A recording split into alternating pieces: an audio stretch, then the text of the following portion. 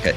Hey, everybody, this is Richie from the Metal Cell podcast. First of all, I want to give a shout out to my main sponsor, which is Rising Suns, the award-winning brewery in Cork.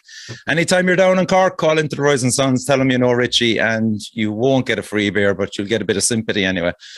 Lads, I have Cell Game here. I'm delighted to welcome Tristan, Max, Tonci, and Deb to the show. An absolute pleasure to have you on, lads, and thanks for taking time on a Sunday of a bank holiday to come on and shoot the shit with me. Oh, thanks Thanks very much for having us. Thank you. Yeah, and do you know what? What made my night is seeing Max's pink Def Leppard top. For those that are not watching, you're certainly missing out on a beautiful spectacle. This is it. You see, so I'm colourblind, so I'll have to take your word for it.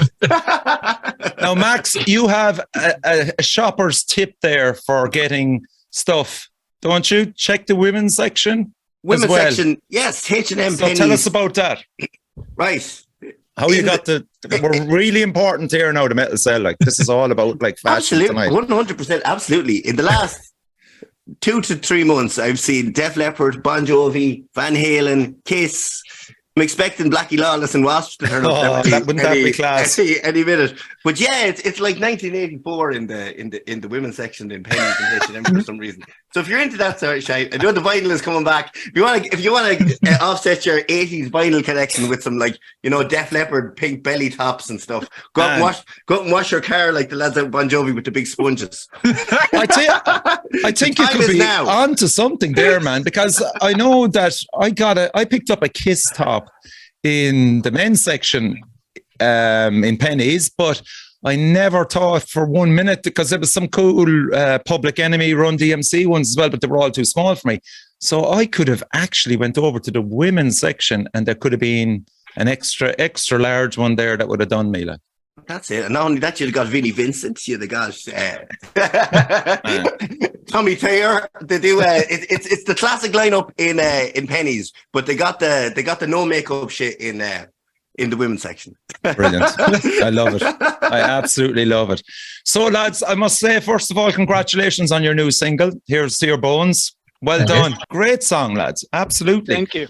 And like, I suppose in relation to me finding out about you, the first time I came across you was, I'd say, was it a year ago maybe? Or maybe it was 2 years ago when you released Lament Configuration? 2 years ago, I think. Must have been, yeah, must have been.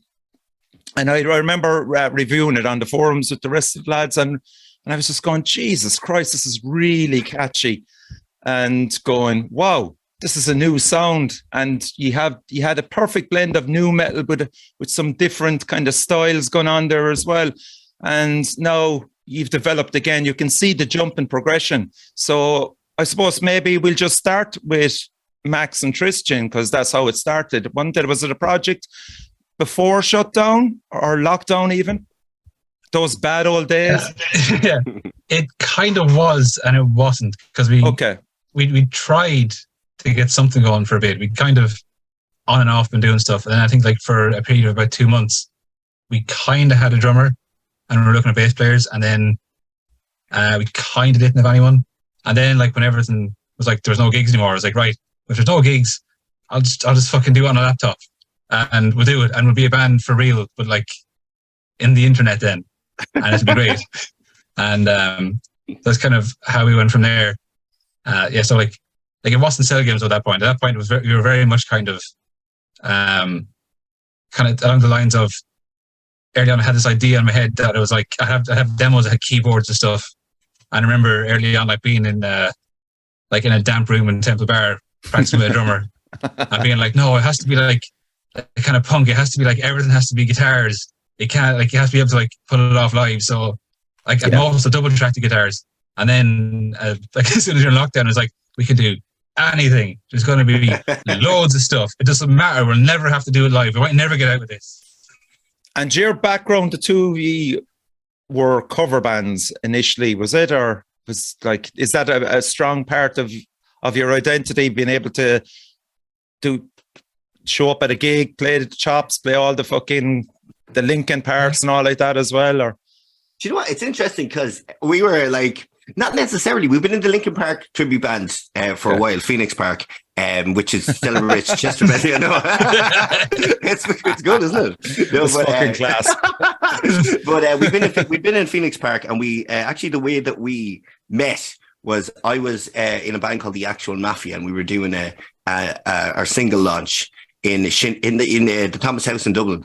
Oh, right. We played a gig, big sweaty gig, and Tristan came up to me at the end and said, I want you to be my Anthony Kiedis in me Red Hot Chili Peppers cover band. We're doing basically told me we were doing Blood Sugar Sex Magic. Okay. The whole album all together. And so I was like, yeah, let's do it. So basically it ended up like an awful lot of it. We kind of started how we meant to go on. We got a whole load of people together, and then it ended up just being the two of us. We were like, yeah, let's do it. And everyone else was like, yeah, let's do it.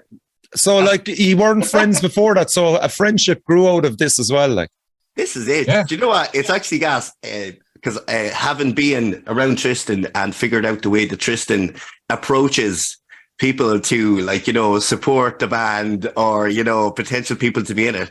Tristan kind of skulks around and waits for his moment to ask. And it's absolutely, it's gas because we did it with Idle Discourse and Metal to the Masses a couple of years ago. We were just kind of skulking around waiting for them to like, you know, get off stage. And then they had problems with their sound, and they weren't happy with their sound. So they had like a big, like, you know, emotional moment where they're like, boys, we're gonna do this next year. We're gonna get it together. Yeah, you know, you can't keep us down. We are Idle Discourse. And then Tristan was like, you don't want to support us next week, do you? That's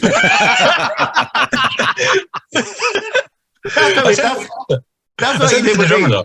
Yeah, the drummer, because like his sound was fine. It's, you know, he's just hitting stuff with sticks and it sounded grand. There's no tech issues for him. So it's like, Donald, do you want to do this? But I think it's like they were on like 4th or 5th, and we'd been there all night. So I don't think it was as coherent as we're making it sound. This is it. Listen, the thing was like, I was like, you 100% did that with me at the Actual Mafia gig. And don't even pretend you didn't. Don't deny it. Like, yeah. So, right, we'll go to Cell Games then. Deciding the name for the band, and how many songs had you at that stage between you?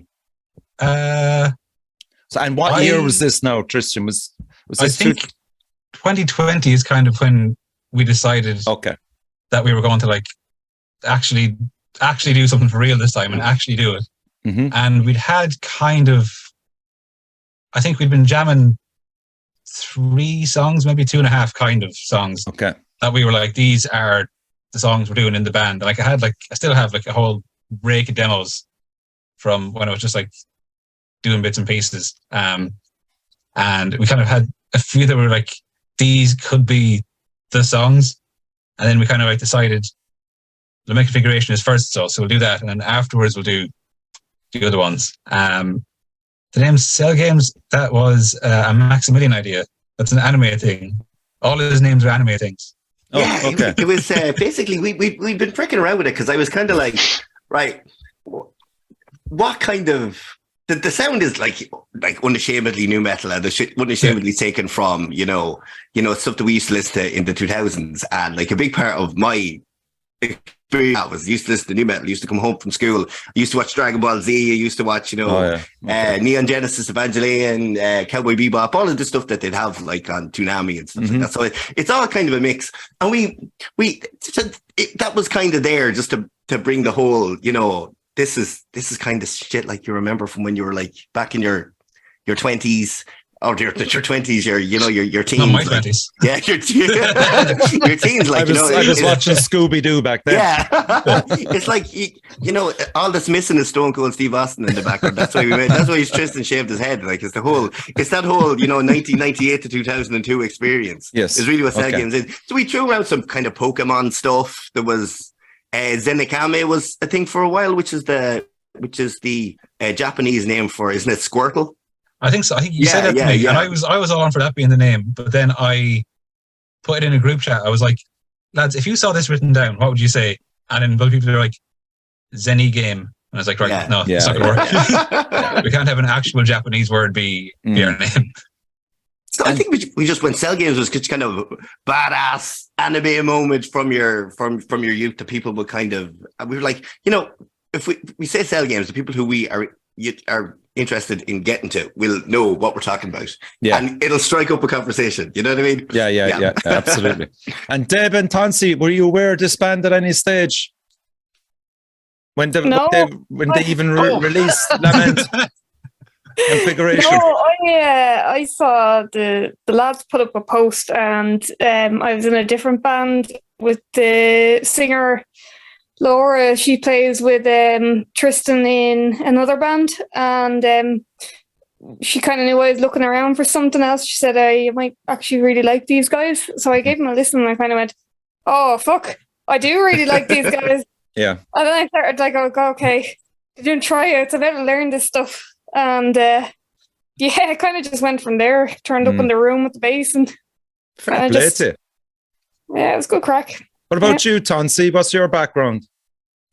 My background, it goes along to the Croatia, but just go back to your previous question. I just found that post in Facebook. In that time, I was searching the band because I was free completely, the COVID time, and do you know how rare drummers are? And he was searching for bands. Jesus Christ! Yeah, fuck's sake. I know that later on. Like I didn't know that time, so I found. You could have named your prize, Tonci.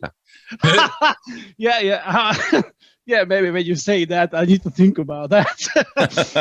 So yeah, I saw that post on the Facebook, one of the groups, the musician groups in the Facebook anyway. Mm-hmm. So I was listening and found the videos and stuff, and like, oh, this sounds amazing. And I was just listening like a couple of days, and I decided, okay, I just because I think that at that time I just planning to go to London or something anyway. So I said to myself, okay, I will just text them when I come back. Because, no makes sense. And interesting things in meantime, Tristan texted me because he saw my post because I was for the band. so we, exchanged a couple of sentences, and basically that was like I just learned the songs. Because were you a heavy metal drummer, or what's your influences, Tonci? But basically, yes. I just start with the classical, the AC/DC, the Motorheads, okay, that's perfect, that kind of stuff, Black Sabbath, and in Croatia I was playing lots of tribute band, and especially the tribute to AC/DC. And before I moved in Ireland, like almost 7 years ago, so I was playing the band called Synthetic Scar. They're still active in Croatia, so we was playing new metal and record 2 albums. I record with them 2 albums, and so we was doing record for the Serious M, the PC game, all the music. So yeah, I kind of I be honest, like I'm playing that music like more than 25, almost 30 years. Oh, sure. Like that's the stars were aligned there for you, lads. Yeah. Really? To be fair, like. Yeah, I was just saying, like, in the way how they approach, like, the background music, play with the clicks. So they have kind of very high level of the drummer. Like, you can't just sit and play. You need to know certain things, and you need to have the kind of experience and a, let's say, professional approach. Because lots of drummers, they don't play with the click. And in this band, that's a very important thing. Yeah. Yeah. I mean, like, I know Max and Tristan, I'll just go back to you had Matthew and Damien come in for that recording of Le Mans Configuration and Filthy Weight was that in Ballyfermot, was it? Ballyfermot Studios. And have you been students of Ballyfermot? Because a lot of Dublin bands seem to use that a fair bit, kind of just, as a stepping stone to move on to. Do you know what's interesting? I live in Ballyfermot, but obviously, I know lots of musicians that went to Ballyfermot, but the way that relationship came around is during the pandemic, did a lot of recording in Tsunami Studios I don't know if you know of a guy called Kozak Demar's Entertainment. They were trying to kind of stir up some kind of live music kind of in the middle of, half post-lockdown, so getting musicians in, filming them, putting them out. Adam and the lads in Tsunami Studios are fantastic, and he was working with White Noise Audio Visual. So I just ended up doing, bits and bobs in there with them. So, they were, I've been watching them doing their stuff like for a while, and they were kind of eager to do a metal thing as well, because they're big metal heads, and they'd been mostly doing kind of buskers and electronic artists and stuff like that. Yeah. So basically then it aligned that we thought we wanted to do this, and we had been working with Matthew. Matthew plays bass in Phoenix Park, and I am a huge fan of Kind, who's his band. I think they're absolutely astoundingly good, because I'm a huge prog fan. And Tristan found Damien just kind of randomly. I don't know if you'd known too much about him, but yeah, I do. Yeah, we just like session stuff for people. So I kind of saw him through someone else. I think it was like 2 or 3 degrees removed from him. The guy we had initially, we did like one jam, and I think because he's in Kind as well, and he's amazing. But he was like, I don't play double kick. I don't know what you want from me. And you're like, oh yeah, that's fair. I think Damien is actually working with Mo Sheen at the moment. They're releasing a metal album that's going to be coming up soon, I'd say in the next month or so. So big shout out to Damien there. But like at this stage, you had decided that you needed to have a live entity of Cell Games, correct? Yeah, absolutely. Cool. I think one of the biggest things that we bumped into was just electronic drums just weren't cutting it as regards, sending it out for reviews, sending it out for, we were getting some really good feedback on the songs, Relics and the Configuration, but unfortunately, the feedback that we were getting in the negative side of it was that it's not the same. Program drums. In a way, shout out to Evan in the forums. He's pet 8. Really, well, but this is it. He's not too far off the ball. Just we just needed the heft. You know what I mean? We needed the heft of the slam, and we needed the added, the added atmosphere of it. And more than one drum fill, because I can only program one drum fill. I've got 2. I think I got 2 that I do. One is just like the snare goes da da da da da, and it's the chorus now, or it goes da da da. Those are my drum fills. And sometimes I just don't do any. I know that. So she knows all my stuff. He gives me shit about it. Sometimes it goes like this, and he's like, "Yeah, I know it goes like that. I've heard you do it." But this was when Tonci came in. The first thing that we kind of, what really both Tonci and Deb were one and done auditions really for the band, because they both just. Well, Deb slotted in seamlessly. And just first of all, she came in and she knew the bass lines, which for us was a big thing, because we had so many people just come in and say, "Oh yeah, lads, love your song," blah blah blah, and then like, what's the first note of this? Like, it just really weird stuff. We had one time. Respect. We had one audition where we had an audition once where someone just wasn't getting it, and we were kind of like sitting down and working on it. It's like, "Is this?" And then I was like, because I'm always like just drinking coffee or something in practice. I was like, I have to piss. I'll be back in a minute. And I went and I came up the hall and I could hear the bass line. I was like, I was getting it. And I came in and fucking Maximilian is playing the bass. I was like, oh my God. Oh my God. But I went out with Deb just did it. And I was like, yeah, what? Yeah, you're free in April. And I was. Yeah. That's brilliant, because like the Dublin scene in general anyway, it's all about the live performance, isn't it? You can release your songs till the cows come home, but where your judge is on stage, and to get 2 musicians in and form a band and get up on the stage, as you said, Max, you've got the heft behind you, and it's a different feeling, isn't it? It makes it brings the song to an audience, and it gives you the pleasure as well of going, well, I fucking wrote this, and now we're playing it in front of you. Can't beat that, like. That's for sure. And I think one of the great things that Tonci did was, when he came in, was Tonci, through just little fills, little rhythms, and little just different ways of playing the songs that then, what Tristan had initially wrote, or what I had kind of thought, like bringing in little off with flamenco style fills to Jailbreak, or I remember the first time you played Limerick Configuration, there was something you were doing, and I just was cacking myself laughing because I was like, "That's absolutely gas what he's doing there." I think I know what it is as well. Yeah. It's the bit before the first verse where I'm just doing the riff, and on the recording, it's just me doing the riff, and that's it. But he was doing, I think you were doing like a fill on the Ride of the Bell and on the Hats at the same time. Yeah, and I was like, I would never program that. There's more velocity. There you go. You can't. Yeah. It's like a little kind of David Severia sort of thing. I think that's what it's like. You're like looking down the drums playing, and I looked up at Deb. I was like, I think that's him. I think we're sorted. Yeah. And Tristan, maybe just talk about your own recording setup. What have you got in your own room there, like guitar wise, and what are you using to record? I'm using the cheapest version of Pro Tools. Okay. That was available 10 years ago. Okay. And you're afraid to update it in case you fucking get lost. I don't think they don't even offer, I think, an upgrade from that version anymore. It's like it's so many versions behind that it's like just buy it new at this point. Like the Limp Bizkit, Limp Bizkit Turbos version of Pro Tools. It's like if Pro Tools now is like the Line 6 Helix, what I have is like the little red kidney bean pod kind Jesus Christ. But it works for what I need, and it's all like true. Like the guitars are all amp sims, the drums are all Easy Drummer. I can't be doing vocals. I hate doing it, which is grand because that's all Maximilian has to do.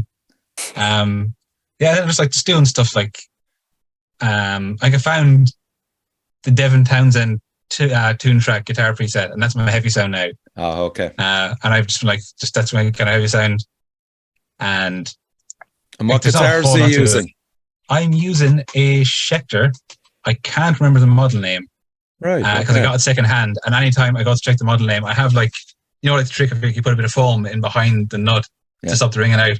That's what the model name is. So I can't remember what it is. But I got it because I was deliberately like, after making configuration, I did it on a Strat that I still use for cover stuff. Okay. But it was like, I can't, every time I got a cover gig, take off my big drop C strings and put on like my 10 to 46. Yeah. And I was like, I'm a metal guy now. I'm in a metal band. I need to have 24 frets and active pickups. So I was like, I'm going to get like a cheap enough guitar that's like 24 frets, kind of the big wide flat neck on it. Yeah. Put the Fishmans in that. I bought a noise gate and it changed my life. I was like, these guys weren't lying about noise gates. And I actually was talking to someone about my tone after the last gig. They're like, the tone's great. And I was like, it's a metal zone. Can you believe it's a metal zone? But it's the new nice one. The one they made like 2-3 years ago, like the slightly updated one. Right. But for recording, it's all just amp sims because I can't be dealing with like plugging all my pedals in for recording and having all these like earthing problems. Yeah. Yeah. Oh, yeah. You're a realist, like. Yeah, and I'm just lazy. That's part of it. Deb, what's your setup? Generally, I'd use a Focusrite, and then again, it's all kind of just into computer using. It's not Pro Tools. It's the other one, Reaper. Okay, Reaper. Yeah. Straight in, and then whatever effects I want, then I just throw on top. And live, what are you using live? Live, I've a Fender Precision with a humbucker in the bridge. I usually split that 50-50, and then I have a whole rake of stupid pedals that basses shouldn't have, just to try and make me sound bigger. So usually I'd split my my signal, so I go through a line selector, so half is always clean, and then the other half is usually heavily distorted or heavily affected. That's fair enough. So. Yeah, and it's fairly simple enough then, really. It's not complicated, bar the pedals. No, as noisy as I possibly can get it, Yeah. And Tonci, what about you? Your live setup, have you much to bring onto the stage, or do you limit? No, I don't have limit, be honest. So far, I didn't play my drums. I have Sonor 3005, some kind of custom version. My cymbals there, all of them, they're Instable Radiant.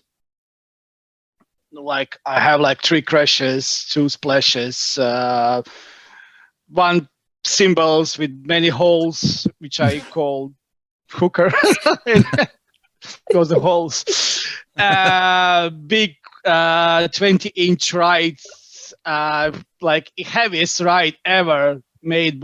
All of them they had made by Mehmet from Istanbul. Yeah, that's kind of double pedal Iron Cobra, more or less. That's all. And my electronic two drums. I see him in the background there. Yeah. So that's a kind of piece of equipment I bought like 5 years ago with the mesh heads. And that's my tool. I'm just literally doing all my stuff. So when I get the song, I literally practice, like, depends, 2-3 weeks, and we go to the rehearsal, brush that songs, and just move on. So yeah, I have everything, like also djembe. And where do you rehearse then, lads? Troubadour is it in Fairview? I don't know. I just said Google Maps Troubadour. Yeah. It brings me there. around Fairview. Yeah. There's actually, who was on, I think it might have been Unmaker or one of those bands rehearsed there in Troubadour as well. Nice. There's kettles in the rooms. It's like being in a little hotel. That's super cool. Like. Yeah. And the rates are reasonable enough as well, the lads were saying. Yeah, I think it's like similar prices for, like, compared to city centre stuff, but like actually nice to be in. Yeah, like you don't have you don't go into it like broken amps, and I think the big one for me and Deb is you can park there as well. Like you can actually drive to it. All the ones in the city centre, sure, you can't park there. You're just like dumping your stuff on a bus, and it's a nightmare. Parking and there's generally toilet roll. and there's a gas record shop beside the fucking the studio, and it's all like it's this guy who it's mostly dance stuff, but you find weird stuff. I found number 3 by Peter Gabriel in German. In that shop. German. In German. And your man tried to tell me Peter Gabriel. Oh, yeah, Peter Gabriel is German. And I was like, Peter Gabriel is not German. He did release this album. I know that. He did release this album in German, though. This guy's a pure fucking bluffer, like. He is, but still, it was a nice little one for the collection. So I do pay a visit every so often if I'm early. Yeah. So congratulations on winning the Heat for Metal to the Masses. What was that like? The actual night itself, maybe, first of all, and the fact that you won it. Maybe just talk about that, the build-up, and then the actual night itself. I thought it was deadly. We went in kind of like feeling reasonably confident because like we had a gig the night before as well downstairs in Fippers. We opened for Idle Discourse. And it was our first gig since I think September. September, yeah. Wow, that's quite a lengthy period of not playing. We had the gig in September. I think we recorded Here's the Bones just before that, and we had like the music video in November. But Maximilian had sinus surgery, and because he was having the surgery, we kind of went around telling everyone, it's like, oh, like we can't do anything for the year. That's us for the year. And then within a month, we were like, actually, we probably would have been fine. We probably could have just like cancelled one gig and we would have been all right. Jesus, but we had like that kind of big gap. But then I was kind of like, in January, I was kind of like, oh, what if we go and practice and we're rubbish? Oh, what if we forget how to do it? Yeah, of course, like, there's that in the background, always in the back of your mind, like. I was particularly. I was going to say I was particularly worried just in case my scream was gone when I tried it in, because singing was fine, but as the nose was healing, just the different chambers in the head were doing different things. So I tried the screaming at one stage just for practicing, and it was like, oh fuck, this is not as potent as it once was. I did have to kind of go out into a big area and just let go for a bit and try and get it back, because for me the screaming is the easiest part generally. Like it's the singing that I'm terrible at. But as regards to screaming, that I was a bit worried about that. But the first gig, getting in there and getting opening up the throat, and it's different singing in front of people than it is singing in your own room or singing whenever. So once that was not a factor, then I was like, we're off to the races as regards to the next night. So yeah, and so that was, he played in Fibbers. So the next night then was Metal to the Masses. Yes. How many songs did you bring into that gig, lads? I think we did 5. We had intentions of doing maybe 6. 5, then, okay. Because I think we were going to do kind of like a 6-song set. Because that's normally what we do when we have like half an hour. Okay, half an hour, yeah. Yeah, right. Like our set got cut by 1 song the night before for time. And then just like, Here's Your Bones ended up being, it was going to be the second last song. And then afterwards, you were like, you know what, that was actually great. It was actually great, yeah. Yeah. What was the last song, by the way? The last song was going to be Relics. Yeah. Yeah, okay, Relics. That's normally like our last one. But we're going to have to rethink that, I think. Because Here's Your Bones, it seems to work well as the last one. I'm going to have to open up the program I use for the tracks and like slightly rejig the playlist now. But that's not a bad thing to learn that on Metal to the Masses. Like sometimes, you know, I go to gigs as much as I can, and there's nothing more frustrating when you know a band's, we'll say, back catalogue, and especially in, say, something like Metal to the Masses or something like The Siege, that the bands, when you're watching a band and they don't start off with 2 or 3 of their strongest songs. I've seen it. I'm not going to name names, but I've seen it where people have just walked away because you're up there for a reason and you have a limited time set. So you really have to grab the crowd in the first 2 or 3 songs and obviously finish with a great song as well. Like, I mean, but then it's down to the bands to find that out themselves, watch the crowd reaction and, you know, whittle it down. We had the same kind of like opener and closer for almost a year now. Like since like the first, we had a gig that was like a proof of concept in Newbridge last year, before Tonci joined, and like the opener and closer have stayed the same pretty much since then. Because we were like, right, I think the song we opened with, we almost wrote it as soon as it was finished. Like Max was just like, right, well, this is the opener now. This is the opener song. This is most certainly the opener. What's the name of that song? What is it? It's called Ego Some Papa, and it's not out yet. Okay. I think it could be the next one. Maybe it's the next one. Yeah. Right. Fair enough. Yeah. If we get our shit together, but it exists on SoundCloud. If you can hack into SoundCloud, it's there on a private for like us to go over it and learn it and practice it at home. But like that's the opener. And Relics was always the closer, because Here's Your Bones hadn't been written yet. Yes, of course. So like we kind of like gradually padded out the middle of the set with more and more stuff. But I think we all just kind of thought like, well, the start and the end are always going to be the same, and the middle's going to move around. But maybe not now. Who knows? And there's more stuff coming. So who's to say? Absolutely. And you know what? One thing that I'm fairly happy with, and we did it without any fanfare. It just happened. We just all of a sudden are not doing any covers anymore, which is which is great. But it wasn't the thing we said, hey, we won't do covers. It was just like. There's no room for them, which is kind of awesome. And I know you can't do covers in Metal for the Masses, but we always just threw in a little sly one, you know, just what cover would have been that? Well, we've done Fate No More. We've done what a fucking band. Yes, we did. What Fate No More song? Land of Sunshine. Class. I love Off Angel Dust. Off Angel Dust. Yeah. He hates it. Look at him there. He hates it. But you know what? It makes me feel so old. I never realized why we play that song. Like, I just never figure out. Like, because I'm a bollocks, and I was like, you know what? Yeah. I was thinking like, oh, it's some kind of joke behind that. You know? I was like, people will love this. And then I was like, I never felt so old because I was like, yeah, we're doing Lands of Sunshine Off Angel Dust, and everyone was like, is that your own song? Oh no, Jesus Christ. Yeah, Static X, Push It by Static X ended up being I've actually seen footage of you doing that actually, yes. Ended up being the one we kept, but I still am fond of that. I definitely enjoyed that song. I love the band. Oh yeah. But it's nice to filter out the covers and kind of, you know, feel like that the stuff that you're putting out is strong enough to hold people's attention. Absolutely, yeah. Because the reason for the covers, I always have a when you're in a band starting out, I always have, you know, for myself, being a gig going member of the public.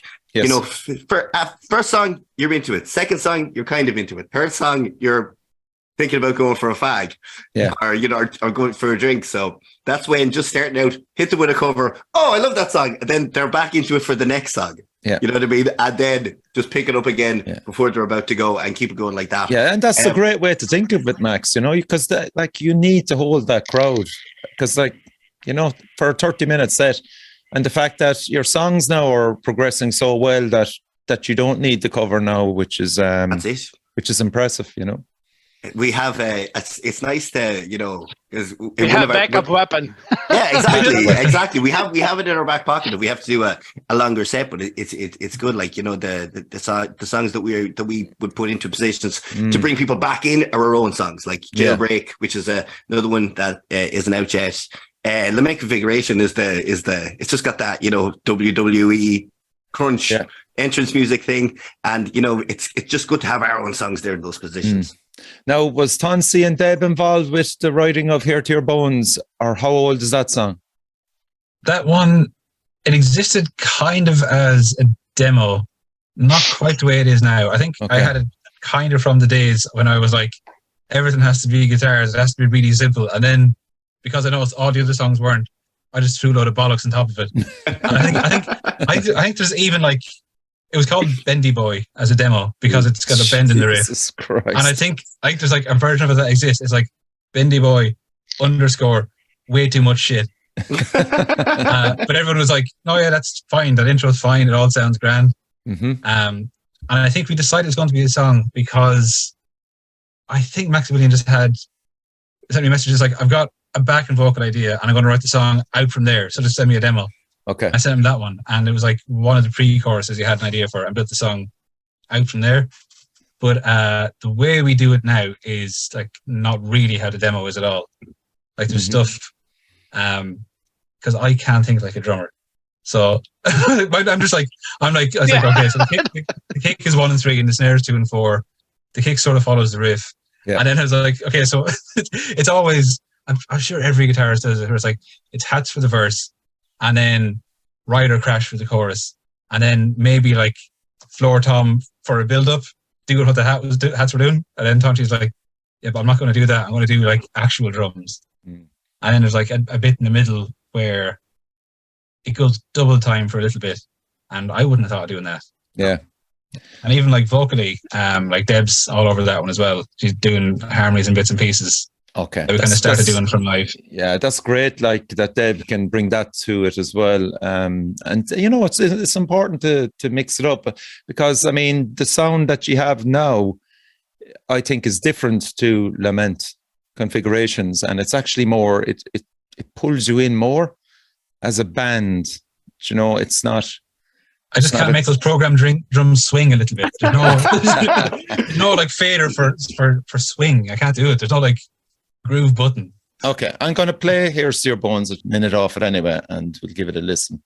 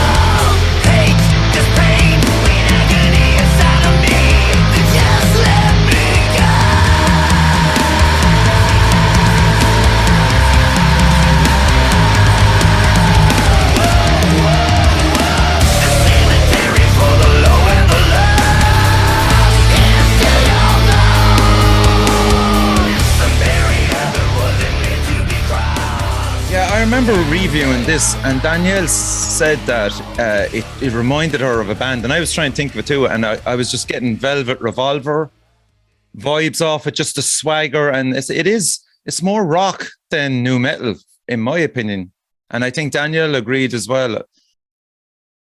Is that a kind of a conscious change in the band, or is this just a once-off? I think every song is a little bit something else. Yeah, like every song is a little bit like something. Like the configuration was very. Someone said it's like the intro music from a 2002 PlayStation game. And like Relics is like very electronic, like it's very, very synth heavy, and then like I suppose like nu metal's kind of like that. Like nu metal's kind of like Corner a nu metal band, but Linkin Park are also a nu metal band, but Deftones are a nu metal band. So like it means a lot of things. Yeah, like it covers like Anthem that came out from like 1992 to 2002 and was tuned lower than D standard is probably kind of like nu metal. Okay, but yeah, I think I wrote it kind of nu metal-y, and then Maximilian like specifically like it's a Scott Weiland vocal I'm doing. I was like, oh, okay, go for it. Because Scott Weiland is like one of my absolute favorite vocalists of all time. Is Scott Weiland. So we were right then with picking up on Velvet Revolver. Fuck it, lads, we're good. But it's interesting. Do you know what's interesting is we've got some interesting comparisons to what it sounds like. We got White Zombie, Ministry. Little elements of it. I can hear the White Zombie one. Yeah, that's fair enough. Yeah. Alice Cooper was another one that was thrown out in the in the vocals, and I was dead happy because there's a little bit of the little theatricality that I wanted to put into it was taken from Killers, the album by Alice Cooper. So I thought that was a nice little callback, because when we were writing it, as Tristan said earlier, we were popping. I just was listening to a lot of stuff like that with kind of, just little theatrical backing vocals. Yes. And that was the idea, to do something that was running with some kind of theatrical backing vocal in the background. Funny enough, they're not really in the actual final mix of the song. Okay. But it was a jumping off point for it. Yeah. So it's nice to hear that. But Velvet Revolver definitely with the cemetery for the low and the lost. Yeah, the demo was actually a lot more Velvet Revolver vocally than it turned out to be in the actual recording. I had the pleasure of seeing them play in Dublin many years ago. What's that? Is it the Ambassador? Is that the end of O'Connell Street? Is it? The Ambassador was the end of O'Connell Street. Yeah. I saw him play there. We saw Stone Temple Pilots playing in the Olympia as well. So we saw them. Do you know what funny place I saw? Velvet Revolver was at the Illinois State Fair in just outside of Chicago. Yeah, I lived in Kansas City, Missouri for a while, and we went, and they were actually supported by Drowning Pool. Supported them, and this was on their first tour, and it was the weirdest thing ever, because you had Scott Weiland there in his military hat and his fur, kind of strutting. Yeah, and across the way you had like people weighing pigs, like the county pig weighing competition was going on. It was fucking crazy. That's fantastic. That's our gigs, really, isn't it? Yeah, this is it. You just have like lads playing pool, and then we're doing whatever it is we do. And what about now going forward for you? You said there that you have a few songs recorded. I just want to talk about maybe. Like, I've championed him, I don't know how many times on the podcast, Josh. We're going back to him, definitely. Absolutely. How did you come across?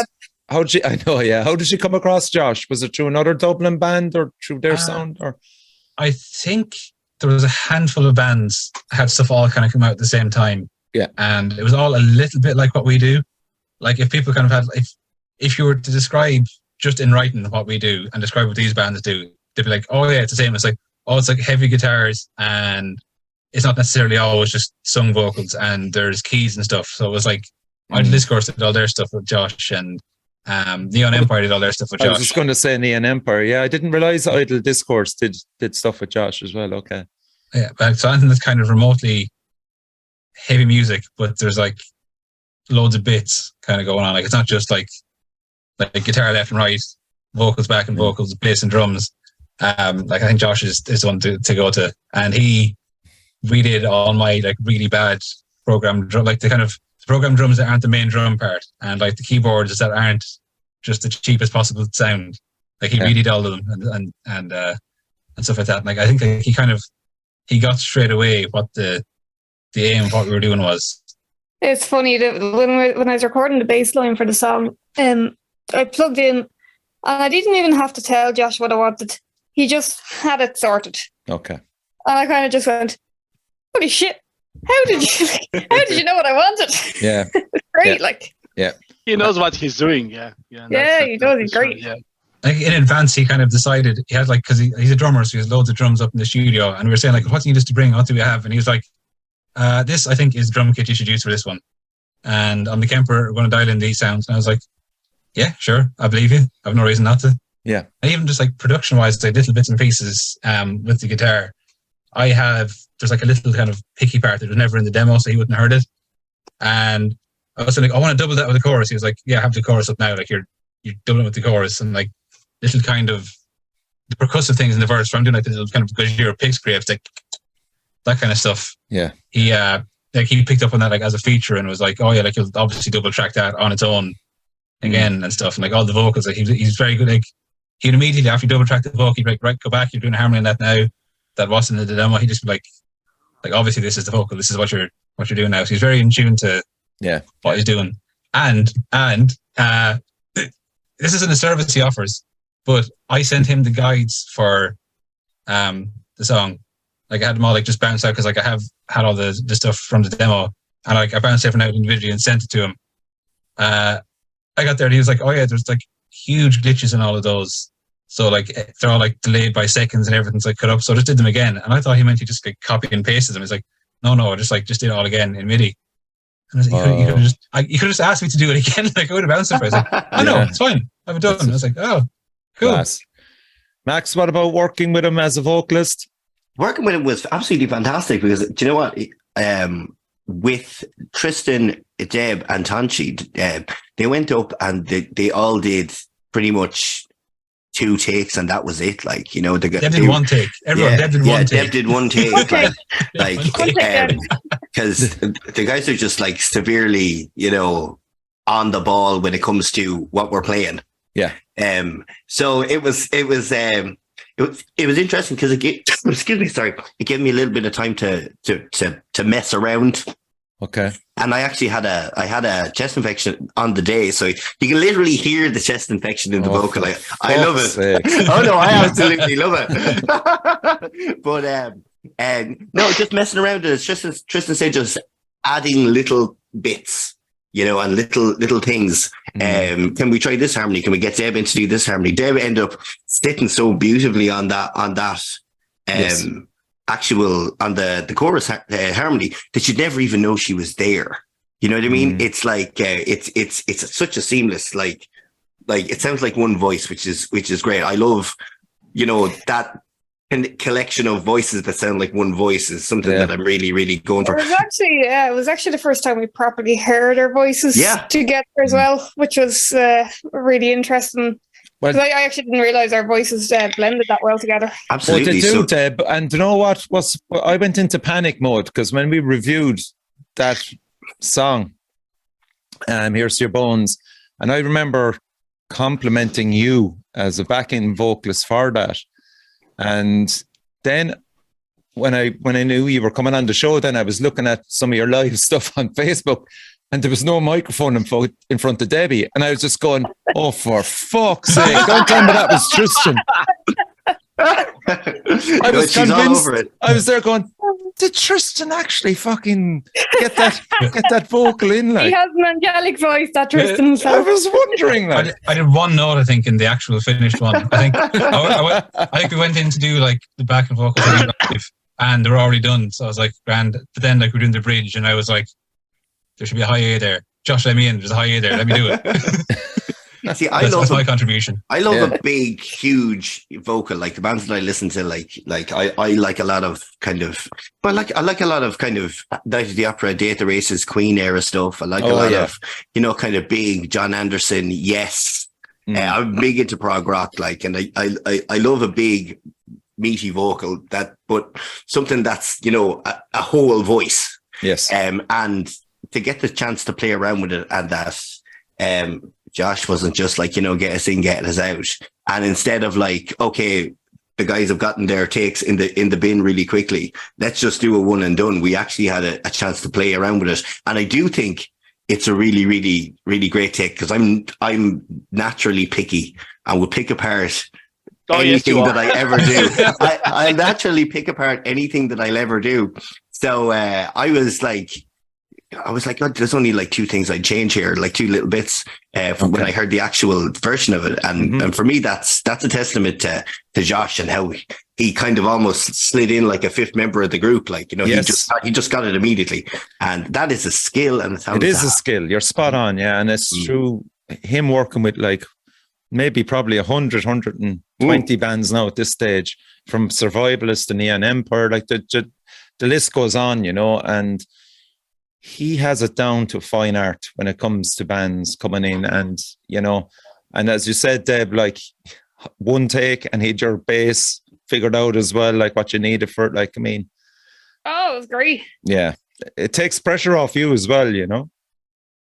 And it always sounds like the band, like it always still sounds like that band when he's done with them. Because like sometimes if a few bands go to the same producer, you kind of get like that producer sound is what you get when you go in. Like you go in and it's like, well, here is the gear you're using and I want to do it the way I do it. But Josh is kind of, he's more flexible and like, yeah, like he didn't make us sound like Survivalists, because we don't sound like Survivalists. We couldn't sound like Survivalists. Yeah, exactly. Yeah. Like, so we still sound like we sound, but we sound like I spent money on it. It's almost like, and like there's toms on it, if you can believe. Yeah, I don't even know what keys those are in MIDI. I don't know where the toms are. So what do you think now would be the next step for the band? Are you going to continue self-managing yourself? Are you looking for a record label? Like, have you thought much about this? Like, I mean, because you have put probably a bit more pressure on yourselves, which is good, because qualifying for Metal to the Masses, that's going to get a lot of attention on you now. So have you sat down and talked about it yourselves, where you want to be in maybe 6 months' time? It's interesting. You go. You probably have an idea. I was just going to start talking. You go. Go.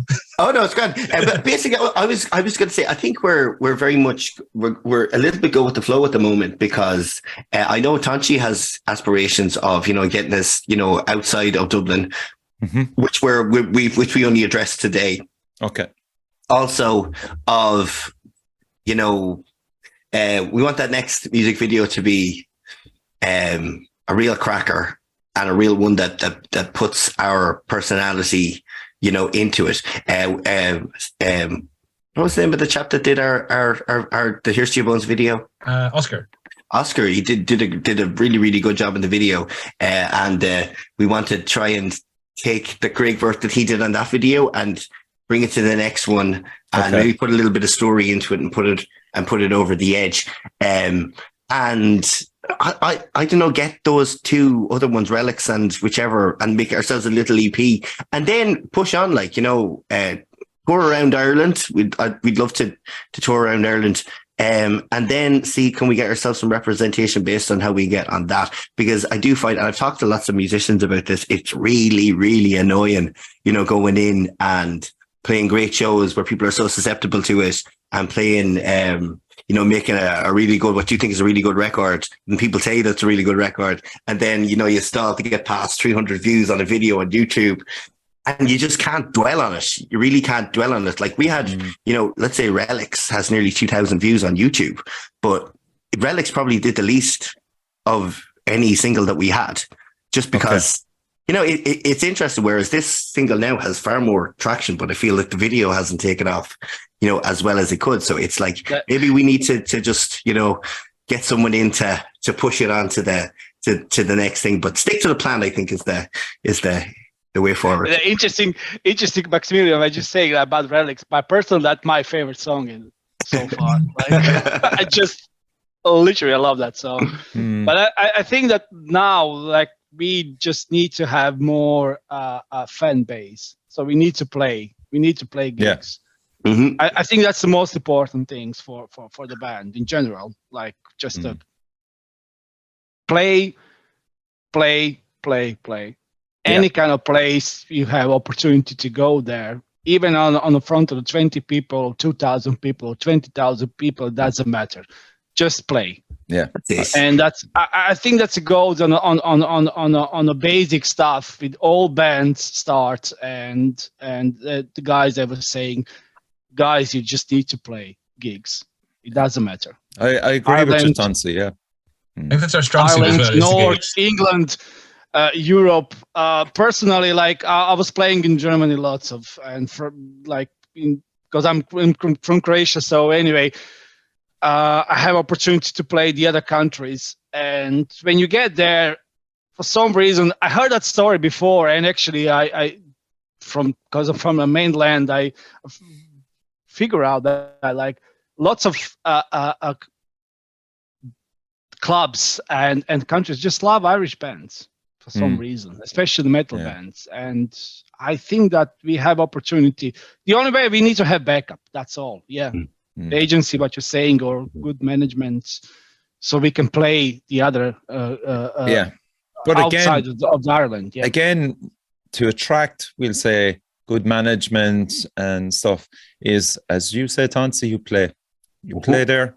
You get something like Metal to the Masses. There is a fantastic vehicle for the likes of you, because I am sure that a lot of that crowd that night didn't know who Cell Games were, but at the end of the night, you were on everybody's lips, you know, and that's the joy of it, like, because you know, it's an exchange between you and the audience, and if you're doing a really good job, that audience will want to buy your merch. They'll follow you on your socials, and you've won them over, like. Yeah, you know? Exactly. Yeah.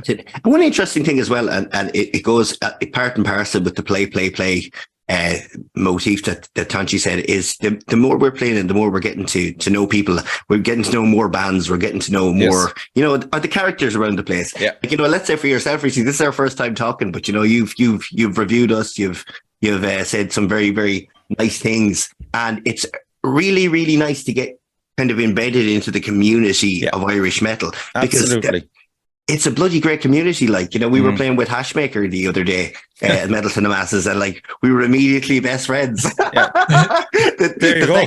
The Feckers called me Cody Rhodes on bloody Instagram. So you know what I mean? Like, you know, getting to know various bands like, you know, Idle Discourse, Ritual Effect, people like that. You know, we're getting on really, really well with, and you know, that makes it a lot more pleasurable as well, because like, I'm just down from Belfast last night. I mean, to go up there now, I mean, 800 kilometers round journey for me to go up there, but like, I have to go up there because, you know, it's Nomadus. I've championed them on the show. It was their album launch. Sure, I'm going to be fucking there without a doubt. And you know, and the crowd that were there for them last night, it was absolutely brilliant. You'd Foreknot and you'd Insidious Void as well. And for three bands, and to see such a brilliant crowd there, and the same thing again. And once you play, you come off the stage. What do? You don't fuck off into your van and head for home. You stay, you talk, you network, you make friends. Exactly. Yeah. You know, just talk. Yeah. You won't make connection. You won't get that warmth if you're just releasing an EP and not touring it or not doing fuck all from it. You know, you're just playing for yourself on the stage. You play for the people. Yeah, and your personalities will come through on the in the stage as well. Your personalities, the people will recognize. The people recognize Max when he gets off the stage. They come up to him on, that's why our sets are 5 songs long, and we're filling the full 25 minutes because there's so much shy talk in between. I was see one of those, Tristan. Half of the shy talk going, like, before I start the backing track, turn around being like, "Is everyone okay? Is everyone okay?" I thought you just looked at me like, "Yeah, are you okay?" Like, go. But you know what? I find it would be disingenuous if you didn't come up to the bollocks that you're after seeing talking absolute pipe on stage, and it wasn't the same person after the game. So. we can't be the cool metal guys like Max William can't be like, we got to the first song and he can't be like, Fibbers, my friends, we are family. It's like, no, it's fucking... It's a bunch of old lads playing music from when they were in school. Like it's that's it. It said, lads, have you ever seen Alien? I know most of you probably have, but listen, if any of you haven't seen it, I just love playing with the lads because of the volexology that comes out, because you never know what's coming. I never laugh as much as I do listen to them on stage. Like, do you know what? Metal for the Massive. It's like, what are we going to say? And then it was like, oh shit, this is Royal Rumble Saturday. Started. And have you got an intro tape or something for when you come on? Have you looked at kind of stage props, stage performance? We had an intro for the first and last songs, and then I think we ditched them mainly for time for Metal to the Masses. We were like, it has to be a tight 25. Yes, that's fair enough. The intro song that we had been using, it's from Dragon Ball, I think. It's from from the Cell games. It's a remix version of the Cell games theme from Dragon Ball. Class. Okay, cool. So, but I think for things like Metal to the Masses, we're like, it kind of muddies the waters as to like what's covered and what's not covered. And like even the sample we have at the start of Relics for live is from Neon Genesis Evangelion, because Relics, as far as I understand, is about Neon Genesis Evangelion. It is. I don't know. to me, it's about 3 minutes and 43 seconds. I don't know what it's actually about.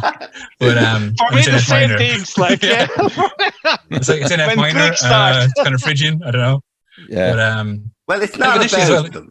Initially, we had that because we had the first gig we had before Tonci was in the band. We had like someone fill in for us because we had Deb in the band. And our friend Shane, our friend Shane, like his band were doing their first gig, doing like a launch or something. Mm-hmm. And he was like, "Well, Sarah, you have to do a gig." And I was like, "Can you do 20 minutes?" And I was like, "Yeah, sure." "Can you do 25?" I was like, "We can do 20." And we were like, "We're going to tack 2 minutes on with an intro track for 2 of these songs," because we had the 3 songs that existed online, the Faith No More cover, and the song we decided was the intro song. Right. Egos and Papa, we decided that was it. I'm like, it's like this. Like, Shane was like, "Can you do 25?" I was like, "No, we can't." And even then, for like some of the gigs, we were opening for. It was Jared Dirt. We were doing like the gig where I pulled double duty, and the middle support band pulled out, and Mo from Jared Dirt was like, "It's like, come on, you can do 40 minutes." It's like, you don't actually know 40 minutes of music more. Jesus. Like, So like the intro tracks were kind of like out of necessity, but now it's like plus. We kind of stopped doing the intro track because a lot of the gigs we were doing in Fibbers, they're all like, you do a line check. There's no like sound check and like kind of everyone moves in reverse order. So we're doing a line check and we're testing the tracks and they're like, "Okay, go." And it's like, every gig I do the joke of like, "Okay, pretend we just walked on." And then that is the reason why we should never get rid of the intro track for that joke. But I think is it not the most amazingly, fantastically pompous thing to ever do? Not only to do an intro track, but to do an intro track to your last song in Fibbers. Oh my God, Jesus! That's everything you need to know about. They both had the same tape slowing down effect because I figured out how to do it when I was doing one. And I was like, "This is going on everything." Oh my God! But we'll say, hang on a while now. So we're in February now. Is there going to be an EP coming out in this year? Maybe. What do you think? I think so. I think this year is yeah, absolutely. I think it would be a kind of a collective effort of everything so far, but done to the standard of with Tonci and Deb in the band. Yes.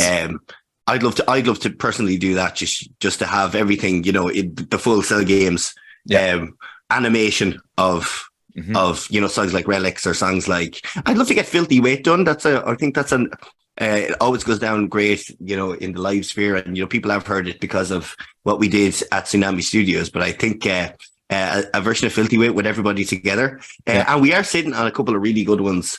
A song called "The Optical World," and a song that has gone through about 17 different names, and we still don't have a name for it. But it's a real. If people think that there's a White Zombie vibe off Here's to Your Bones, like this one. This is a super beast of a song. This is. It's got an actual B-movie sample in it. Like, You've actually gave it its title as well, Max. There, Super Beast. Oh, I can't, because that's the actual name of the song. Superb Beast. Superb Beast. Yes, absolutely, 100%. But yeah. Like, I'm really looking forward to getting those out. We had, Richie, when you get into the lovely little soup of everybody trying to play a new song that's good and complicated, and you have the ins and outs of Tonci and Tristan not speaking the same language while they were trying to do it. And what are you doing here? What are you doing here? What are you doing here? Yeah. And somehow I was the one who ended up having the right count because of the vocal. This unnecessarily stupidly protracted vocal was actually the thing keeping the thing in time. And I was just like, once we got that, once we were all together on that in practice, it was like, hell yeah. So that's I didn't know the word for shuffle, which apparently is what the beat was. So I was like, do it like, that's do very on the three. important. That's very important word. So after like half an hour, he was like, so you want to shuffle? I was like, yeah, I don't know. I just want what I did. I don't know. I did it last week and it was perfect. I was like, yeah. It was the first time Tristan was ever like, that. I can't do it. We can't do this. We're not doing this song anymore. So it was a good stagecraft is something now that you're going to be developing in the next few months with more gigs under your belt. I hope to see you down Cork. I mean, you've name checked there Hashmaker, who seem to be always kind of playing once a month maybe.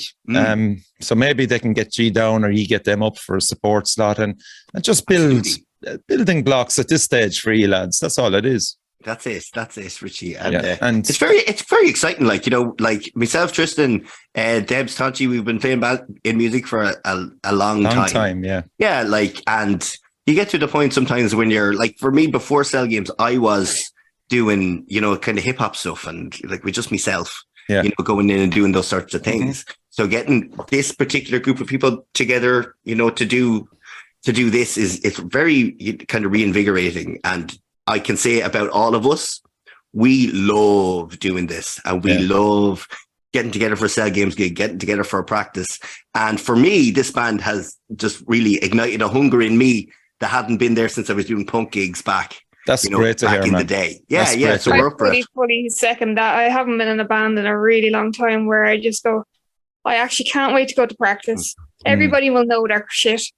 And it just really just clicks. Yeah. So, like, as I said, I'm here for you. Please use me. If you can get anything my way in the next few months, we'll gladly promote it. You know that yourselves. Like, thanks a million. And when is the next round of Metal to the Masses? April, I think. There's 3 semi-finals. I think it's like the 8th, and there's nothing the following week, and there's 2 more. I don't know what order you go into them. I don't know if you kind of just go in order of you got through, or if they kind of mix it up a bit, because then it would just be like people who've already played together playing together again. So I don't know the process, but it's April something anyway. Right. Okay. And then the final in May, which we will be in. No, I'm keeping Max, it clear. You're dead right. You're dead right. Fucking think that way, man, and you might make it. Who knows? Like, would you go to many gigs yourselves anyway? In relation to, are you all based in Dublin? All based in Dublin. Do you know what? I have started going to more and more gigs due to the Tristan connection. Tristan is a guy who goes to plenty of gigs, in and around Dublin. I go to the big ones, but the local scene for a long time just kind of, was something I wasn't involved in. So that's, I think I'm loving at the moment, going along and meeting people, because it's a whole new scene from back when I was very involved with it back in the day. So nice to meet like new people like, Deb, Chrononaut, who Tristan are in, like bands like that. So yeah, it's like, it's an interesting thing, and sure, we'll explore it and see, can we do something on it? Yeah. I didn't realize you were in Chrononaut, Tristan. Oh yeah. I joined 2019, and like our running joke, because it was like November 2019, and like the running joke we had, it was like we'd be the only band whose first gig was like a reunion gig. Because we finally played, I think, in 2021, at the start of 2021. And yeah, I play bass in that. Okay. Part of my ongoing thing of like I used to I'd play all these bass gigs. I was playing an Angry Chair, like the Alice in Chains tribute band for ages. I was playing bass in that for ages. I'd insist for ages. People were like, oh, like, a really good bass player. And I was like, I'm not a bass player though. I realized like the only gigs I had done for like a year and made money off were bass gigs. I was like, maybe I am a bass player. No, you're not. You're not. And even then, like, when I was trying to get Cell Games together, like just before the pandemic, I was asking people about bass player, and they're like, but I'd be there like at a gig where I'd be playing bass, be like, you need bass players? They'd be looking at me like, what do you mean? Do you don't need bass players? I was like, no, this isn't me. You don't understand. I'm not really like this. Yeah. Of course. Don't tell anyone I actually really like playing bass, but don't let anyone know. Best instrument. Why wouldn't you like playing bass? It's actually because the instrument that I'm most proficient at is bass as well. So it's like we have a bass orchestra going on here. The Spinal Tap one with the. It's usually the other way around. I swear, bass. the amount of people that I've interviewed on the show that are guitarists that have to fucking do bass, like it's mental. Like, so. If we ever want to do Big Bottom, though, we are absolutely sorry. down. So, have you any gigs planned up in the next month or two that you can give a shout out now, or what's going on? Nothing yet, as far as I know. Okay. Just today we confirmed actually the 6th of May. Is it the 6th? Sure, yeah. Why not? Yeah. All Cell Games band to find out. 6th of May in Cork. What? Really? Yeah, yes. I'm not 100% sure what the context is, but it's through Jim from Hashmaker, through his promotions, Relapse Promotions. Okay. I was talking to him yesterday, and he's like, "Oh, make it down to Cork." And then today, he got an email from Relapse. He's like, "Lads, you're free the 6th."